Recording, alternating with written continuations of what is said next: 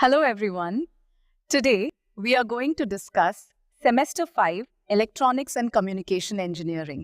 कभी सोचा है जब हम अपने फोन से कहते हैं हे कॉल मॉम, तो वो मशीन हमारी आवाज को आखिर समझ कैसे लेती है? ये कोई जादू नहीं है दोस्तों, ये है स्पीच सिग्नल प्रोसेसिंग। आज हम इसी टेक्नोलॉजी के रहस्यों से पर्दा उठाने वाले हैं। तो सवाल ये है कि हमारी आवाज में ऐसा क्या खास है? चलिए इसे एक जासूसी केस की तरह देखते हैं। हमारी मशीन है एक डिजिटल जासूस और हम मिलकर आवाज के अंदर छिपे सुरागों को ढूंढेंगे। तो तैयार हैं? चलिए इस केस को सॉल्व करते हैं। हर अच्छी जासूसी की शुरुआत एक अहम सुराग से होती है। हमारी डिजिटल जासूस के लिए वो पहला और सबसे बड़ा सुराग है आवाज की पिच। ये आवाज की आप कह सकते हैं सबसे बुनियादी पहचान है। देखिए, पिच बनती है हमारे वोकल कॉर्ड्स के वाइब्रेशन से। जब वोकल कॉर्ड्स तेजी से वाइब्रेट करते हैं तो फ्रीक्वेंसी ज्यादा होती है, जिससे आवाज तीखी या हाई पिच की हो जाती है। और जब वो धीरे धीरे वाइब्रेट करते हैं तो फ्रीक्वेंसी कम होती है और आवाज भारी या लो पिच की होती है। यही वो पहली चीज है जो मशीन को बताती है कि कोई बोल रहा है या सिर्फ खामोशी है। और सबसे दिलचस्प बात, हम पिच को हर्ट्ज में नाप सकते हैं। अब यहां देखिए, पुरुषों की आवाज की जो पिच फ्रीक्वेंसी रेंज है वो आमतौर पर महिलाओं की तुलना में कम होती है। ये छोटा सा डेटा पॉइंट हमारे डिजिटल जासूस के लिए एक बहुत बड़ा सुराग है ना? तो एक बार फिर से याद करते हैं, किसी भी आवाज की सबसे बुनियादी पहचान क्या होती है? बिल्कुल सही, उसकी पिच। ठीक है, तो जासूस को पहला सुराग तो मिल गया, लेकिन अब सबूत को साफ करने की बारी है। क्योंकि आवाज के साथ साथ बैकग्राउंड में कितना कुछ रिकॉर्ड हो जाता है। पंखे की आवाज, बाहर का ट्रैफिक। मशीन इस सारे शोर को हटाने के लिए इस्तेमाल करती है फिल्टर्स का। ये एनालॉजी एकदम परफेक्ट है। सोचिए, फिल्टर एक क्लब के बाउंसर की तरह काम करता है। वो सिर्फ जरूरी आवाज यानी स्पीच सिग्नल को अंदर आने देता है और बाकी सारे शोर को गेट आउट। इससे हमारे जासूस को सिर्फ काम की जानकारी मिलती है, बिना किसी फालतू डिस्टर्बेंस के। अब ये शब्द कन्वल्शन सुनने में थोड़ा भारी लग सकता है, पर इसे ऐसे समझिए, आपके पास सब्जियां हैं जो है आपका इनपुट सिग्नल, और एक रेसिपी है जो है आपका फिल्टर। जब रेसिपी के हिसाब से सब्जियों को मिलाया जाता है तो बनती है एक बढ़िया डिश जो है आपका आउटपुट सिग्नल। कन्वल्शन बस यही गणित वाली कुकिंग प्रोसेस है।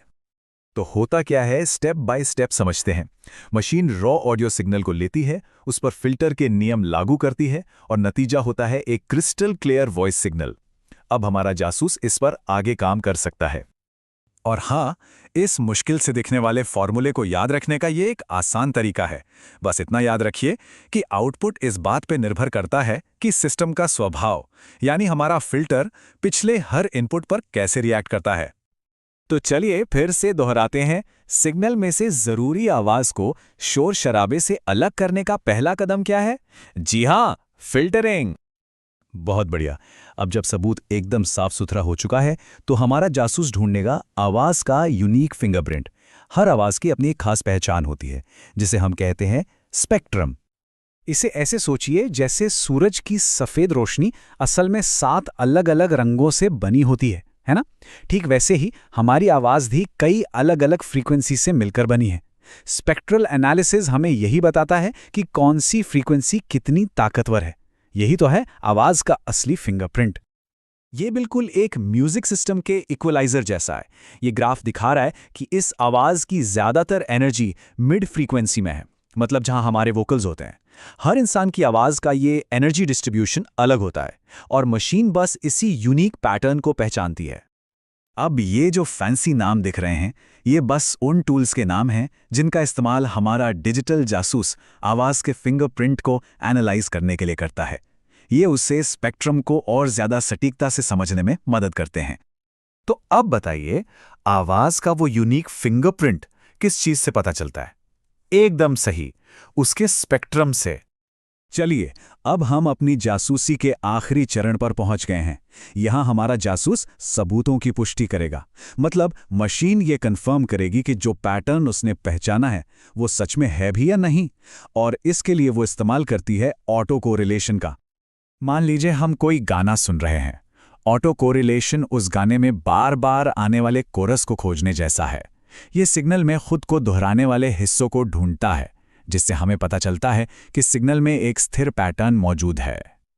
अब यहाँ देखिए फर्क कितना साफ है। एक पीरियोडिक आवाज जैसे आ में ऑटो कोरिलेशन बहुत ज्यादा होगा क्योंकि पैटर्न खुद को बार बार दोहरा रहा है। वहीं एक रैंडम शोर में कोई पैटर्न नहीं होता, इसलिए ऑटो कोरिलेशन लगभग 0 होगा। ये हमारे जासूस के लिए स्मोकिंग गन की तरह है जो पिच की मौजूदगी को पक्का कर देता है।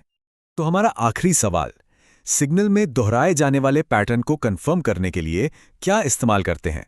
Auto correlation. तो हमारे डिजिटल जासूस ने अपना केस सॉल्व कर लिया है। उसने सुराग ढूंढा, सबूत साफ किया, फिंगरप्रिंट की पहचान की और पैटर्न को कंफर्म भी कर लिया। लेकिन सवाल ये है कि ये सब सीखने का असल फायदा क्या है? तो आज हमने 4 मुख्य कॉन्सेप्ट्स देखे: पिच का अनुमान, फिल्टरिंग और कन्वोल्यूशन, स्पेक्ट्रल एनालिसिस और ऑटो कोरिलेशन। ये चारों टूल्स मिलकर ही एक मशीन को हमारी आवाज समझने की ताकत देते हैं। ये सिर्फ किताबी ज्ञान नहीं है। जब हम इन फंडामेंटल्स को समझते हैं तो हम भविष्य की टेक्नोलॉजी बनाने के लिए तैयार होते हैं। चाहे वो आज के सिरी या एलेक्सा से बेहतर वॉइस असिस्टेंट बनाना हो, या फिर ऐसी टेक्नोलॉजी जो किसी की भी आवाज़ की हूबहू नकल कर सके, ये सब यहीं से शुरू होता है। तो मैं इस एक सवाल के साथ आज की बात खत्म करना चाहूँगा। आज मशीन हमारी भाषा समझती है, क्या कल वो हमारी आवाज़ के उतार चढ़ाव से हमारे जज्बातों को भी समझ पाएगी? इसका जवाब भविष्य बनाने वालों के हाथों में है। तो सीखते रहिए।